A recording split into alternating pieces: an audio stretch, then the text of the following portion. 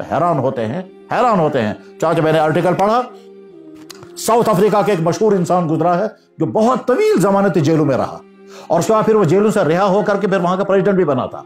नाम सबको मालूम होगा, सुना होगा नाम उस शख्स का, मंडेला के नाम से मशहूर था। तो तकरीबन 20-30 साल वो जेलों में रहे।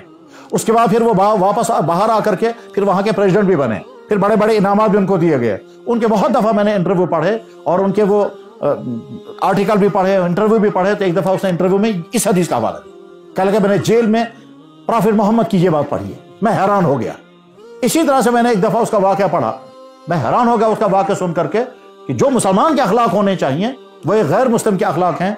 वाकया बयान किया गया, किताब मेरे पास मौजूद है, उसमें वाकया मौजूद है कि ये जब प्रेसिडेंट थे और एक दिन उन्होंने अपने सेक्रेटरी से कहा कि हम शहर का राउंड करेंगे, तो शहर का राउंड करते करते देर हो गई तो अपने सेक्रेटरी से कहा कि अब हम कहीं रेस्टोरेंट में खाना खाने जाएंगे, प्रेसिडेंट हाउस के बजाय हम रेस्टोरेंट में खाना खाएंगे।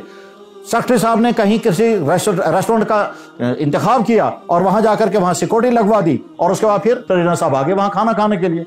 जब रेस्टोरेंट में अंदर पहुंचे हैं जहां खाना खाना था तो एक टेबल पर एक और साहब भी खाना खा रहे थे। जो ही मंडेला जो है वो अंदर आया और बैठा तो वो आदमी कांपने लगा। ये उसको देखते रहे, इन्होंने ऑर्डर दिया। खाना जब आया तो मंडेला साहब ने अपने सेक्रेटरी से कहा उससे कहो आप भी हमारी टेबल पर आ जाए। चाचा वो भी टेबल पर आया मगर वो कांप रहा है। ये खाते भी रहे, उसको देखते रहे, वो कांपता रहा, परेशान था।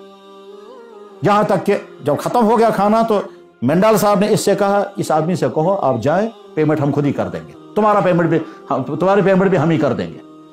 वो कांपते हुए निकल गया। सेक्रेटरी कहता है मैंने मंडेला से कहा इस बेचारे को कोई परेशानी है या कोई तकलीफ है। खाने के दौरान ये कांपता रहा, सुकून के साथ नहीं खा पा रहा था और बेचारा आखिर में भी कांपते हुए चला गया, कैसी तकलीफ में है। तो मंडेला ने कहा इसको कोई तकलीफ नहीं, ये ठीक है।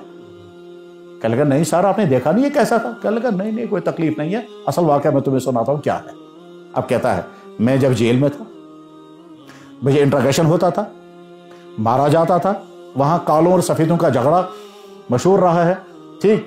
तो मुझे मारा जाता था, जब मैं बेहोश हो जाता था तो इस आदमी की ड्यूटी थी मुझे पानी पिलाए, तो पानी पिलाने के बजाय मुझे पेशाब पिला। उसको ख्याल भी नहीं था कि एक वक्त आएगा मंडेला प्रेसिडेंट होगा। अब जब उसने मुझे देखा तो इस बेचारे की हवा निकल गई, ये सोचने लगा न जाने मेरे साथ क्या होगा, ठीक, इसलिए ये कांप रहा था। फिर मंडेला ने अजीब बात कही, कह लगा मैं तुमको गवाह बनाकर कहता हूं मैं इसके खिलाफ कोई एक्शन नहीं लूंगा, ऐसे ही जैसे मोहम्मद रसूलुल्लाह ने किसी से कोई एक्शन नहीं। रेफरेंस किसका आया और ये कहां पढ़ा था उसने? सीरत पढ़ी थी उसने जेल में। जनाब रसूलुल्लाह सल्लल्लाहु अलैहि वसल्लम के हालात मुबारका गैर मुस्लिम पढ़ रहा है जेल में और वहां यहां आकर के रेफरेंस दे रहा है।